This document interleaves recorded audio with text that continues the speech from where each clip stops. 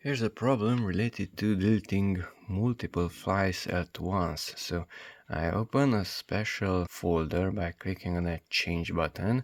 Here we have a lot of images and I would like to delete them, but I cannot select multiple files. Dragging is not possible. Ctrl A is not selecting all the files, so how to delete multiple files at once. So these pictures are here in the downloads folder, and since this is a window designed to upload a single picture, because I opened it from here from change, I cannot select multiple files because I cannot upload multiple files on that page. So in this case, come here to the left side, right click on that one, open a new window.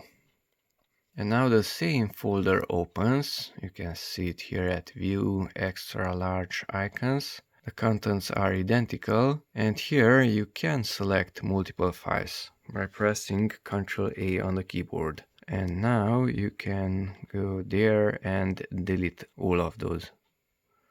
And they are gone from this window and from that window. So to delete multiple files from a window which is not designed to handle multiple files, simply open it from the left side, or you can go up here to the path, and if it was in a folder, let's say whatever, let's say that one, then you can copy that path,